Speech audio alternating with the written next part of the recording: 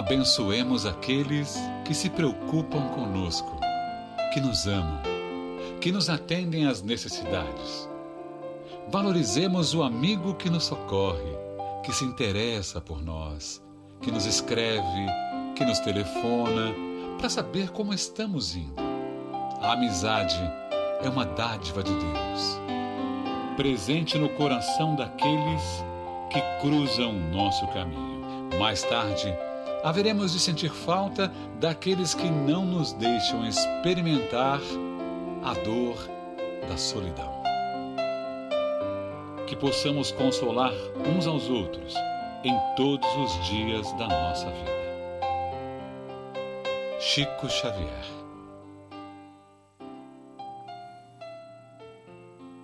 Olá, seja bem-vindo a mais um estudo reflexivo da belíssima obra O Consolador de Você. É o nosso convidado, muito nos alegra, muito nos honra a vossa presença. Esse programa é proporcionado pelo Centro Espírita de Caridade Luiz Monteiro de Barros. Faça parte dessa família espiritual. Você poderá auxiliar o programa, principalmente a divulgação do Espiritismo como ensino o benfeitor Emmanuel, a maior caridade que podemos fazer, a doutrina e a sua divulgação, através da equipe técnica, nossa gratidão à equipe técnica, colocando aí através do Instagram, do Facebook e do YouTube. Hoje a bancada não está completa, mas temos a alegria de rever o dedicado facilitador, o Wilson Trindade. Então hoje na bancada tem o José Nilson e o Wilson Trindade. Boa noite, cavalheiros. Boa noite. Então vamos lá, dando continuidade ao nosso estudo do livro Consolador. Hoje a questão de número 157, que vai falar: os espíritos desencarnados podem ouvir-nos e ver-nos quando querem? Como procedem para realizar semelhante desejo? Então vamos à resposta. Isso é possível não quando querem, mas quando o mereçam, mesmo porque existem espíritos culpados que somente muitos anos após o desprendimento do mundo conseguem a permissão de ouvir a palavra amiga e confortadora dos seus irmãos ou entes amados da terra, a fim de se orientarem no labirinto dos sofrimentos expiatórios. O comparecimento de uma entidade recém-desencarnada às reuniões do Evangelho já significa uma bênção de Deus para o seu coração desiludido, porquanto essa circunstância se faz acompanhar dos mais elevados benefícios para a sua vida interior. Quanto ao processo do seu contato convosco, precisamos considerar que os seres do além-túmulo, em sua generalidade, para se comunicarem nos ambientes do mundo, adaptam-se ao vosso modo de ser, condicionando suas faculdades à vossa situação fluídica na Terra, razão pela qual, nesses instantes, na forma comum, possuem a vossa capacidade sensorial, restringindo as suas vibrações, de modo a se acomodarem de novo ao ambiente terrestre. Dr. José Nilson. Então, meus cumprimentos a vocês que estão nos assistindo. Você vê o Emmanuel está chamando a atenção de uma parte que o Allan Kardec tratou bem disto. Ele deixou até um livro praticamente sobre esse assunto, que é o livro dos médiuns. O livro dos médiuns ele está chamando muita atenção dessa comunicação do espírito desencarnado com o espírito encarnado. Ele deixa um livro inteiro falando detalhes desse tipo de informações. Naturalmente, depois do Allan Kardec, apareceram grandes cientistas, na época mesmo que o Allan Kardec estava ainda fazendo o trabalho, fazendo pesquisas nessa área. Cientistas como William Crook, Bolzano, Richer, foram 820 cientistas, muitos preparadíssimos, que na época deixaram trabalho sobre mediunidades naquela época. Depois vieram outros. Mais recentemente nós tivemos aí o Hernani Guimarães, o Jorge Andréa, a Marlene Nobre, chamando a atenção sobre esses trabalhos. E tem outros tantos fazendo. Então os espíritos se comunicam. Como os homens de ciência ainda não ortodoxos, na sua quase totalidade, ainda não analisa essa parte. Mas como eles analisam as informações que vêm de externo pré-interno, por exemplo, os caras escuta, ele analisa como é que escuta, como é que chega isso, como é que ele vê, como é que o cheiro chega até ele, o gosto, o tato, eles vão estudando isso e já tem muito material confirmado, mas ele ainda não estuda a informação do espírito, quando o espírito dá, como é que isso faz, mas existe toda uma trajetória, um caminho, essa história com o espírito de fora para dentro, como também de dentro do nosso espírito mesmo, a parte anímica dentro fazer. Então existe isto.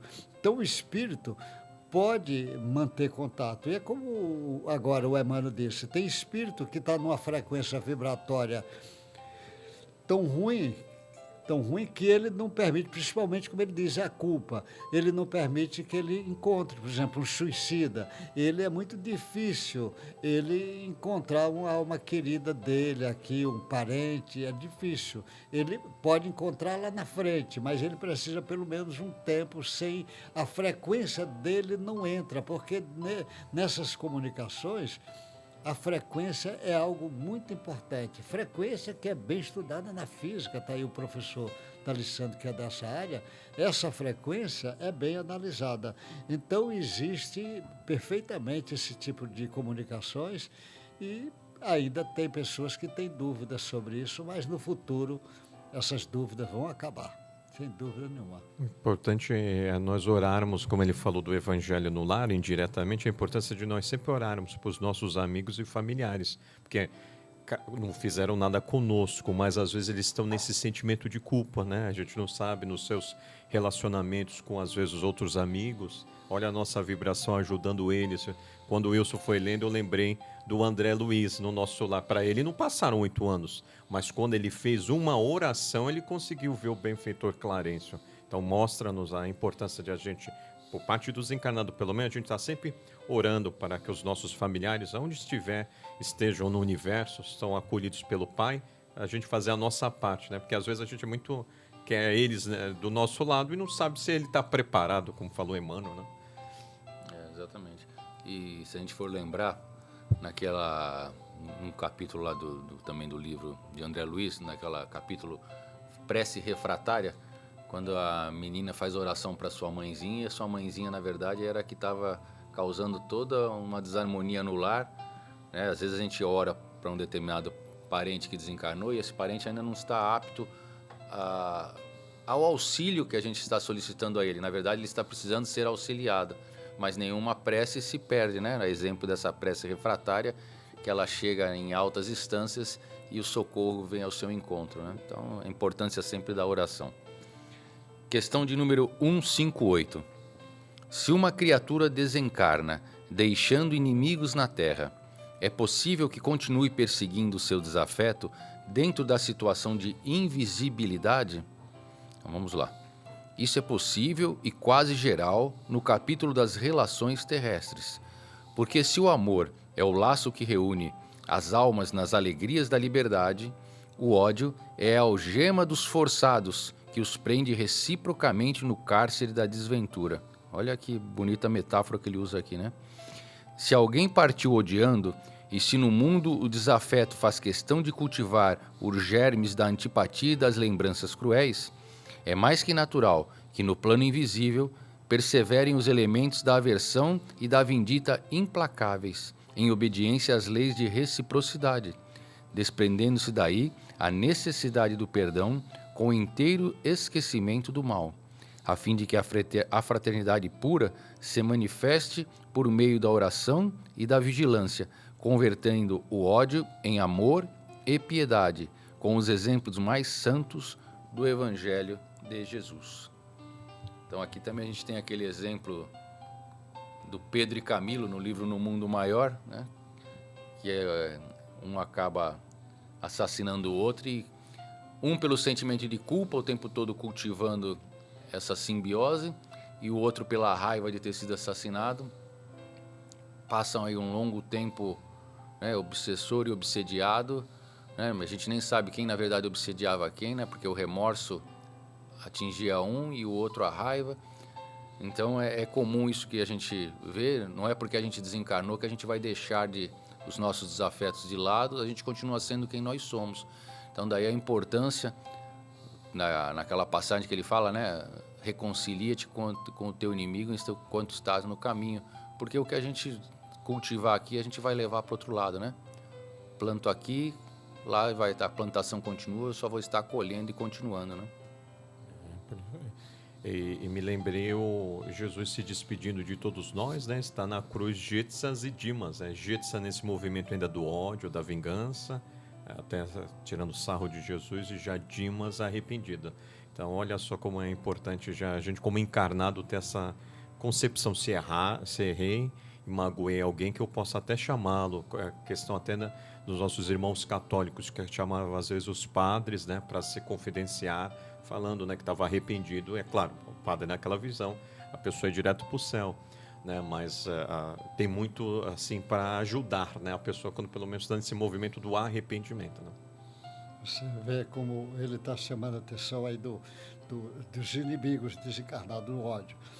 Hoje os cientistas, isso é informação dos cientistas, já é aceito.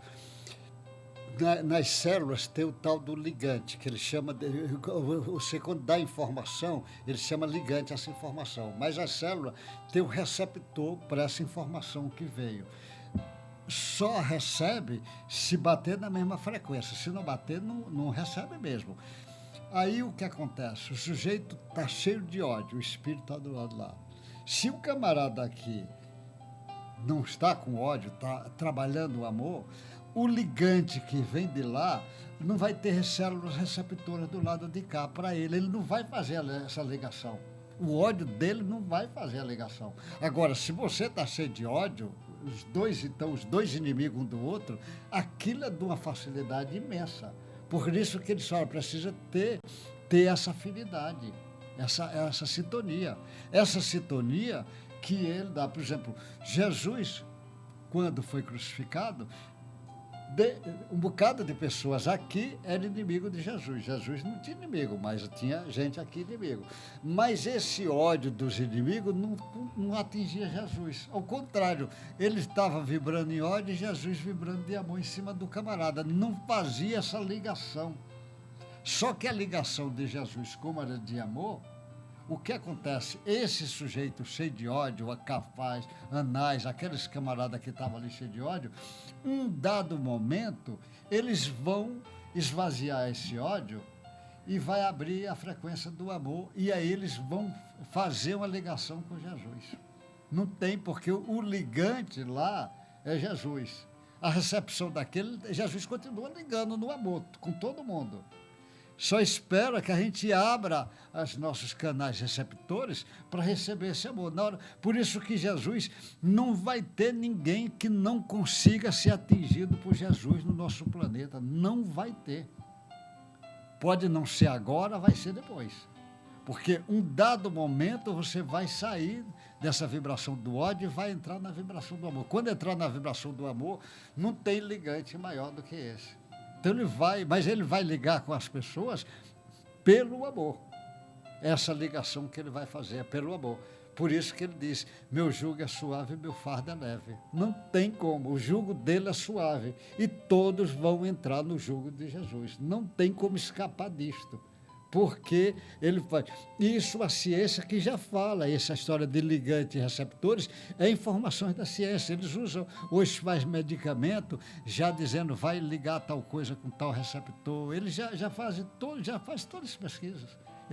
Nas pesquisas ele já trabalha com isso.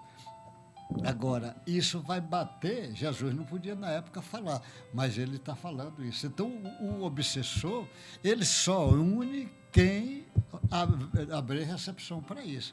Se não tiver recepção, o obsessor não vai ter ação. Então, o obsessor quer droga, aí joga no sujeito o desejo de droga. O cara diz, eu não quero droga. Não quero droga, ele vai ter que arrumar outro, porque esse não serve para ele. Então, agora, o cara que quer droga, aí ele se liga fácil.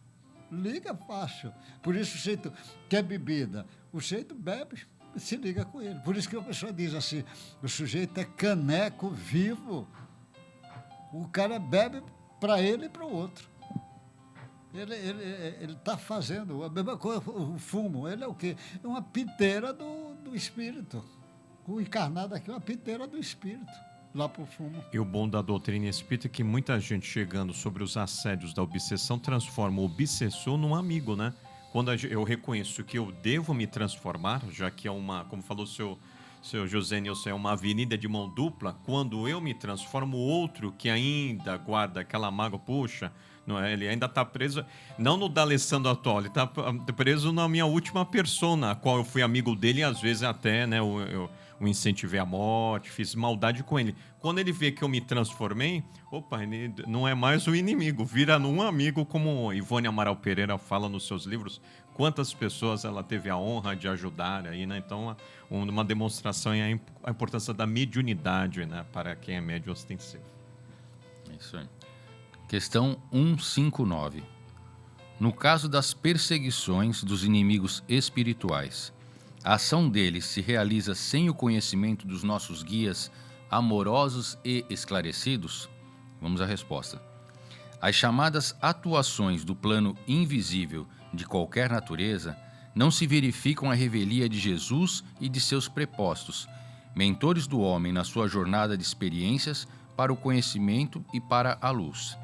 As perseguições de um inimigo invisível têm um limite e não afetam o seu objeto senão na pauta da sua necessidade própria, porquanto os olhos amoráveis dos vossos guias do plano superior, todos esses movimentos têm uma finalidade sagrada, como a de ensinar-vos a fortaleza moral, a tolerância, a paciência, a conformação dos mais sagrados imperativos da fraternidade e do bem. Então, se a gente acha que a gente está relegado aqui, largado à própria sorte, lê de engano nosso. Os nossos mentores, eles estão sempre atentos, né? E como ele fala aqui, determinadas situações de privação, provação, dor, são importantes para o nosso crescimento. Porque muitas vezes, e vou falar que na maioria das vezes, nós somos estimulados a transformações, a mudanças, nos chamamentos de amor, através de uma palavra de um conhecido, uma palestra que você escuta, um livro que chega à sua mão, às vezes uma situação que um companheiro vivencia no ambiente de trabalho, que servem como exemplo para você talvez mudar uma conduta, um pensamento, um comportamento, mas você não escuta. Então, às vezes, vem a amiga dor. Então, às vezes, a pessoa pergunta, né? Puxa, por que tanta dor? Por que tanto sofrimento? Porque a dor também é um mecanismo de evolução, de aprendizado. Então, ele fala que os mentores, eles permitem, mas eles estão sempre ao nosso lado e tem um limite, né? Eles estão acompanhando ali, ninguém carrega o peso maior do que não possa levar nos seus ombros. Você vê como disse os anjos da guarda, os mentores espirituais de cada um. Porque você tem anjo da guarda, talvez você nunca agradeceu as tantas coisas que o teu anjo da guarda fez por você. Aprenda a começar a agradecer a ele, que ele é um amigo muito especial seu, e todos têm. Aí você imagina, ele está sabendo, mas às vezes ele nem pode fazer nada porque você não está deixando ele fazer. É igual a mãe, o menino está se metendo em droga, a mãe está dizendo, meu filho, isso não presta, isso vai dar problema para você. Ela explica com detalhes, mas ele faz e ela não pode fazer nada. A mãe quer bem demais aquele menino e não pode fazer nada, porque ele é malcriado, teimoso. Na maioria das vezes, nós também temos as nossas malcriações e o nosso anjo da guarda diz, só tem um jeito, ele tem que tomar pancada igual o menino. Meu filho não pega no fogo, que isso queima. E às vezes o menino, quando queima o dedinho ali, aí ele aprende que realmente não pode pegar no fogo. Mas às vezes a teimosia dele tem que botar o dedinho ali para tomar chuva. Às vezes nós também fazemos isso, essa malcriação. E o nosso anjo da guarda permite, não que ele queira, mas não tem jeito, você está querendo de todo jeito. Por isso que o Chico Xavier fala, quando a estrada é muito asfaltada, bem organizadinha, o motorista tende a acelerar o carro e pegar alta velocidade e corre risco. Quando a estrada tem defeitos, é meio esburacada, e às vezes a gente vai devagar e chega em paz. Às vezes nós precisamos de uma estrada esburacada para aprender a andar numa estrada boa. É assim que funciona a vida. E permite, o alto permite, porque a lição diz, ele precisa aprender. Esse menino não quer aprender não quer aprender a tabuada. O cara disse, não, por que ele não quer aprender? Porque ele não quer aprender os números, como é que ele vai aprender a tabuada? Aí diz, então faz ele repetir de ano para aprender os números, para depois aprender a tabuada, para poder aprender raiz quadrada, poder aprender matemática avançada, é assim que funciona. Isso aí. Então vamos para a última pergunta desse capítulo. 160. Os espíritos desencarnados se dividem igualmente nas esferas mais próximas da Terra em seres femininos e masculinos? E a resposta: nas esferas mais próximas do planeta, as almas desencarnadas conservam as características que lhes eram mais agradáveis nas atividades da existência material, considerando-se que algumas que perambulam no mundo com uma veste orgânica imposta pelas circunstâncias da tarefa a realizar junto às criaturas terrenas, retomam as suas condições anteriores à reencarnação. Então, enriquecidas, se bem souberam cumprir os seus deveres no plano das dores e das dificuldades materiais.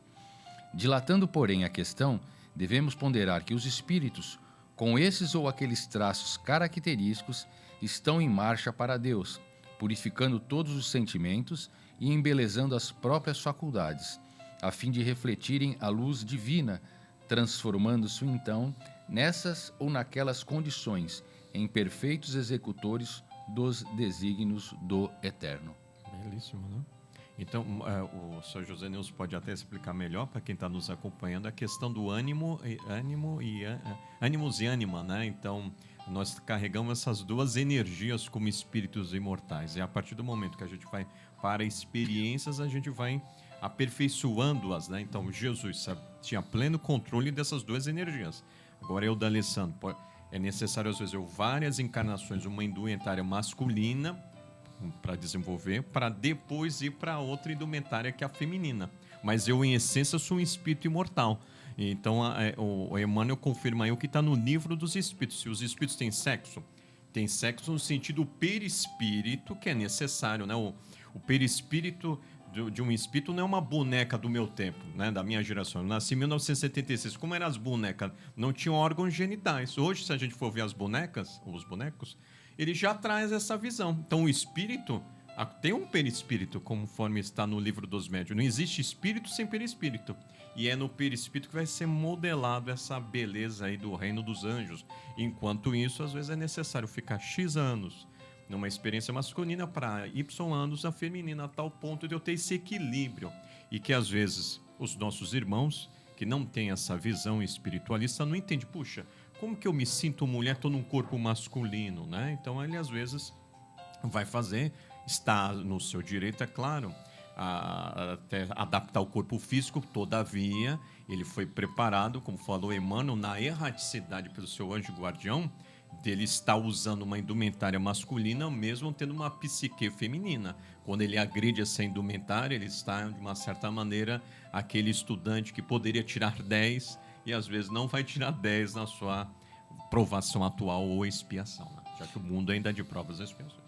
O Emmanuel dá uma informação aí que é fantástica. Quer ver você ler de novo? Ele diz o seguinte, a resposta dele. Olha aqui uma colocação que ele vai. Lê aí que ele está dizendo. Lê aí. Nas esferas mais próximas do planeta, Olha. as almas desencarnadas conservam as características que lhe eram mais agradáveis nas atividades da existência Olha material. O que ele está dizendo, conserva. Agora vai, ele conserva. Aí. Considerando-se que algumas que perambulam no mundo com uma veste orgânica impostas pelas circunstâncias da tarefa a realizar junto às criaturas terrenas, retomam as suas condições anteriores à reencarnação. Então, enriquecidas, se souberam cumprir com seus deveres no plano Olha encarnado. o que ele está dizendo aí, ele está dando uma informação que às vezes é imposta. Por exemplo, uma mulher, ela às vezes não está fazendo bom uso nessa esfera feminina, na esfera da sexualidade dela. Aí, às vezes, é imposta, vir como homem imposta. Porque quando vai vir naturalmente, não tem um transtorno nenhum. Quando é imposta, o que é que ele está dizendo? Ela pode voltar lá do outro lado e se apresentar como mulher. Só que a experiência masculina, se ela fez bom uso, vai começar a agregar com ela. Aí, na frente, ela vai fazer. Até mesmo essa mudança, ela vai vir devagar.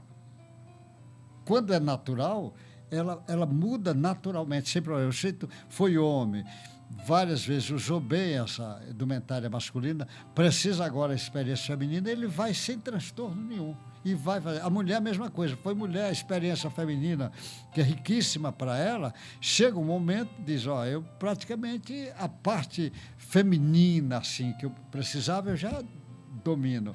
Agora vou enveredar por esse outro caminho. Como ela faz isso naturalmente, ela não tem transtorno nenhum.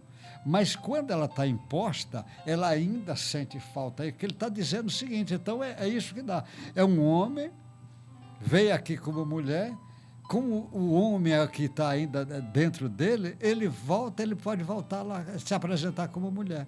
Só que essa experiência masculina, porque ele foi imposta, você vê, ele não fez natural. Essa informação que o Emmanuel está dando é uma informação fantástica, inclusive de ciência. Você imagina essa discussão, isso na psicologia, quem estuda essa esfera, ele está dando uma informação fantástica, essa informação que o Emmanuel está dando. Informação de ciência muito avançada, pode ficar certo, porque... E a gente pode estender isso quando ele fala, né, que o espírito, quando eles retomam com as suas condições anteriores da reencarnação, então enriquecidas, se bem souberem cumprir com seus deveres do plano. A gente pode estender isso também para outras características que a gente traz. Às vezes uma característica para oratória, uma característica para culinária, uma característica para medicina. Se aquele espírito imortal, naquela encarnação, ele aproveitou adequadamente aquele talento que foi ofertado a ele e ele o multiplicou e o dividiu com vários, ele também chega lá do outro lado enriquecido, feliz, prazeroso. E aí fala, talvez ali naquela encarnação ele veio como médico, mas ele gosta, vamos pegar aí o exemplo do Emmanuel, que sempre se apresentou como Públio Lentulus, apesar de ter outras encarnações. Então aquele espírito já na sua capacidade, ele prefere ali, ele retoma, um exemplo básico assim para a gente entender, né? Ele poderia estar como a personalidade ali do Padre Manuel da Nóbrega, ou como o Nestório. Na verdade, ele sempre se apresenta ali como uma persona. Então, é mais ou menos isso. Então, cumpriu com o seu papel, você pode escolher ali uma outra, mas o que vai agregando, né? O que a gente vai aprendendo em cada encarnação, e isso com o sexo mesmo, o sexo masculino, o sexo feminino, nesse sentido de aprendizado. Porque eu, como homem, encarnado hoje como Wilson, eu tenho um aprendizado, eu tenho uma visão. Talvez em outras encarnações, eu encarnado com o sexo feminino, eu aprendi outras situações, o respeito ao outro lado, e às vezes é imposto. Às vezes eu, como homem, não respeito o sexo feminino, o sexo oposto, né? Maltrato, acho que é inferior, faço um monte de estripulia. Então aí a gente sabe que pela lei da ação e reação, a misericórdia divina pode falar: Wilson, tu tá aprontou demais nessa aí, agora você vai vir para sentir na pele o que você está fazendo, né? Porque pelo amor você não vai, então você vai aprender passando. E aí, às vezes, a gente vê essas pessoas que às vezes vêm e falam: puxa, não me vejo nesse corpo, né? Porque muitas vezes esteve naquela persona diferenciada, né? Você falou, chamou atenção bem. Você imagina o espírito de um artista desses de maior categoria que nós. Ele é um artista, desenvolveu muito, mas ele desenvolveu muito na arte e ele precisa desenvolver nas outras áreas. Ele momentaneamente escolhe abafar essa da arte. Aí ele vem aqui, não trabalha nada na arte, vai trabalhar, por exemplo, a ciência, um exemplo, vai trabalhar nessa outra área. Ele chega aqui, fez um trabalho na outra área. Quando ele volta, é o artista que está voltando, volta o artista, que nessa encarnação não foi artista, mas ele já é artista lá. Só que essa informação nova que ele pegou agora de outra área vai ser muito rica para ele. Porque você imagina, por exemplo, um Emmanuel, foi senador romano, foi padre. Essas informações, foi político, senador. Imagina com essas andanças agora todas dele, se alguma encarnação ele vier como político, ele tem já o político lá dentro, só que o político agora foi amaciado com uma série de informações do evangelho, da educação, da vida dele de padre, dessa vivência do espiritismo. Isso daí vai fazer ele ser um político muito especial agora. Você vê como é. A natureza está aproveitando o cara. Ele faz abafar. Então, essas informações que o Emmanuel está dando aí, ó, esses espíritos, eu sempre digo, do Chico, muitos espíritos sábios, mas as coisas do Emmanuel, do André Luiz e de Humberto de Campos, nós temos que parar para ouvir direito o que eles estão dizendo. São muito sábios e tem muita gente por trás do trabalho dele. Muito mesmo. Continuamos? Porque vamos adentrar um outro... Pode ser, a equipe técnica, pode continuar a equipe técnica? Mais uma? Mais uma pergunta? Tá, então nós vamos entrar no 2.2, que vai falar sobre sentimento agora. Então vai entrar no 2.2.1, que começa pela arte. Então, na questão 161, ele vai perguntar: que é a arte? Então a resposta: a arte pura é a mais elevada contemplação espiritual por parte das criaturas. Ela significa a mais profunda exteriorização do ideal, a divina manifestação desse mais além que polariza as esperanças da alma. O artista verdadeiro é sempre o médium das belezas eternas, e o seu trabalho, em todos os tempos, foi tanger as cordas mais vibráteis do sentimento humano, alcançando-o da terra para o infinito e abrindo em todos os caminhos a ânsia dos corações para Deus, nas suas manifestações supremas de beleza, de sabedoria, de paz e de amor. Olha só, hein? Quando nós aqui na Terra soubermos disso, né? Porque às vezes até na escola o professor de arte é só lembrado nas apresentações do final do ano, né? E está mostrando aí que ele tem uma sensibilidade muito aguçada, ou seja, a mediunidade. E quando a gente realmente olha para trás, até hoje, Jesus, a alegria dos homens, né? Encanta, né, gerações. Nona Sinfonia de Beethoven, vê aí a importância de quem tem essa nobre tarefa, a arte. Você vê os artistas, porque a arte vai na direção do belo e do perfeito, ele vai na direção de Deus, o artista vai nessa direção.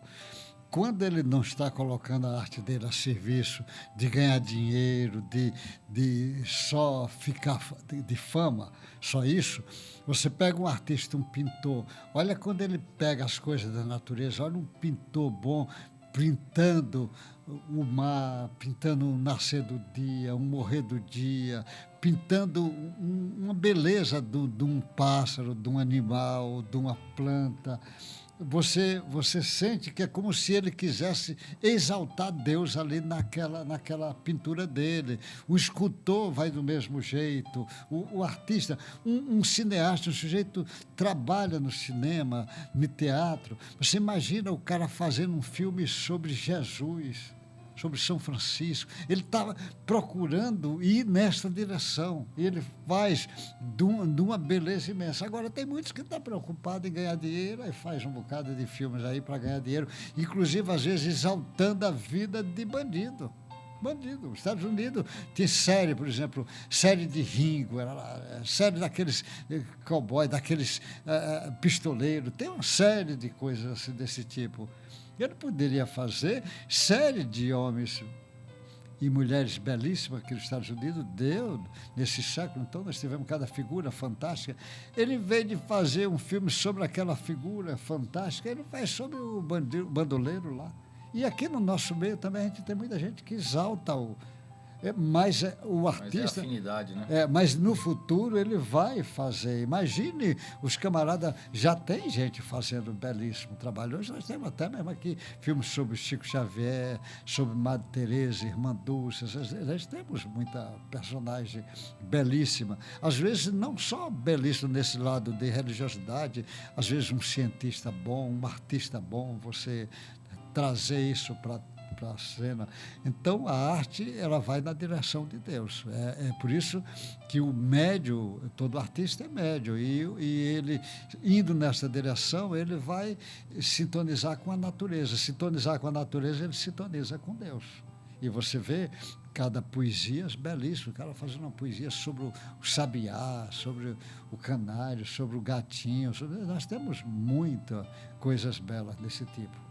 né? E aí se a gente lembrar da questão número 1, que é Deus, né? Porque ele também pergunta, que é arte, né? Inteligência suprema, causa primeira de todas as coisas. E aí ele fala aqui que a arte, também a exteriorização do ideal, né? E que é o médium, o artista ele é o médium da divindade.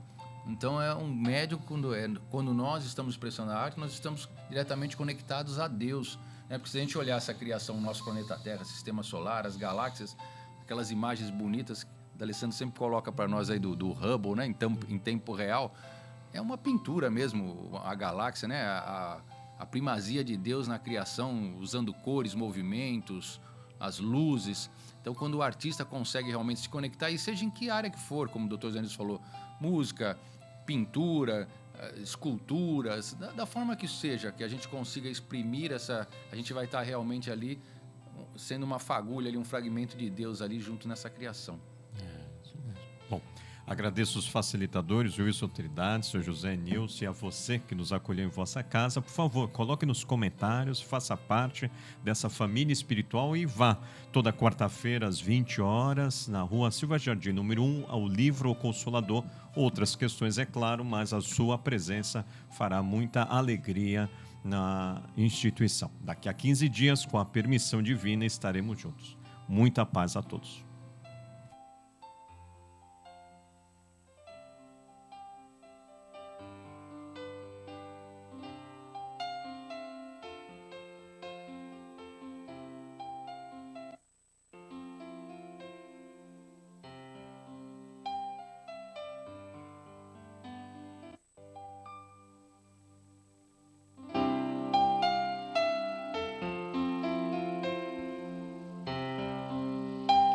Abençoemos aqueles que se preocupam conosco, que nos amam, que nos atendem às necessidades. Valorizemos o amigo que nos socorre, que se interessa por nós, que nos escreve, que nos telefona, para saber como estamos indo. A amizade é uma dádiva de Deus, presente no coração daqueles que cruzam o nosso caminho. Mais tarde, haveremos de sentir falta daqueles que não nos deixam experimentar a dor da solidão. Que possamos consolar uns aos outros em todos os dias da nossa vida. Chico Xavier.